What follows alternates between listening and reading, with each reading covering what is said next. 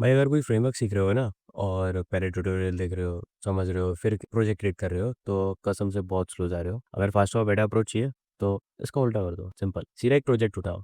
अभी के मान के चलते हो, जैसे रिएक्ट रिएक्ट सीख रहे हो तो यूट्यूब पे जाओ, रिएक्ट का एक बेसिक सा प्रोजेक्ट ट्यूटोरियल उठाओ। ट्यूटोरियल तुम्हारा शॉर्ट और फोकस होना चाहिए। ज़्यादा से ज़्यादा 2 घंटे का लेना, इससे ज़्यादा मत लेना, क्योंकि ज़्यादा लंबा लोगे बोरिंग हो जाएगा, आधा बीच में ही छोड़ के चले आओगे। और मान लेते हो तुम बहुत ज़्यादा मेहनती हो, तुम वो पूरा कर भी लेते हो, तो जितनी देर में तुम वो पूरा कंप्लीट करोगे, इतने में तुम्हारे पास 2 या 3 प्रोजेक्ट ऑलरेडी क्रिएट कर चुके होगे छोटे-छोटे। मैं खुद इस अप्रोच को डेढ़ 2 सालों से यूज़ कर रहा हूँ नए-नए फ्रेमवर्क सीखने के लिए। तो इसमें बढ़िया क्या है, अब तुम फ्रेमवर्क सीख रहे हो तो मान के लेते होंगे ही कि तुम कोडर अच्छे हो, ठीक है?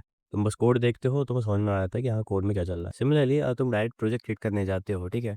ट्यूटोरियल्स के थ्रू। हालाँकि तुम्हें डेप्थ में कुछ नॉलेज नहीं है कि जो भी तुम लिख रहे हो क्या है, बट तुम जब उस कोड को रीड कर रहे होंगे ना लिखने के साथ-साथ, तो तुम्हें समझ में आएगा कि एक्चुअल में हम क्या कर रहे हैं, वो कोड का फ्लो क्या कहना चाह रहा है। प्रोजेक्ट क्रिएट के साथ-साथ अगर तुम्हें कुछ ऐसे टॉपिक्स मिलते हैं थोड़े कॉम्प्लेक्स है, जो समझ में नहीं आ रहा है, तुम्हें उसकी डीप अंडरस्टैंडिंग और चाहिए, तो साथ के साथ उसको नोट करके अलग से लिख। अब जब तुम्हारा प्रोजेक्ट क्रिएट हो जाएगा, उसके बाद जो तुमने अभी पॉइंट्स नोट किए थे, उनके बारे में पढ़ो। अब मैजिक यहाँ होगा, जब तुम उस टॉपिक के बारे में पढ़ोगे ना मैनुअली सर्च करके, तुम्हें बहुत हलवा लगेगा वो, बहुत ईज़ी लगेगा। क्यों लगेगा? क्योंकि तुमने मेन चीज़ तो देख ली कि वो कैसे इम्प्लीमेंट करना है, कहाँ यूज़ करना है। उसकी वर्किंग भी जब तुम इम्प्लीमेंट करोगे थोड़ा-थोड़ा तुम्हारे दिमाग में आ जाएगा, और जब उसकी तुम थ्योरी पढ़ोगे, डेफिनिशन पढ़ोगे, तो तुम्हें और क्लियर हो जाएगा, और वो ऐसा क्लियर होगा कि तुम्हें हमेशा याद रहेगा, तुम्हें दोबारा देखने की ज़रूरत नहीं पड़ेगी, और कभी पढ़ती भी है तो बस एक नज़र देख के सब याद आ जाएगा।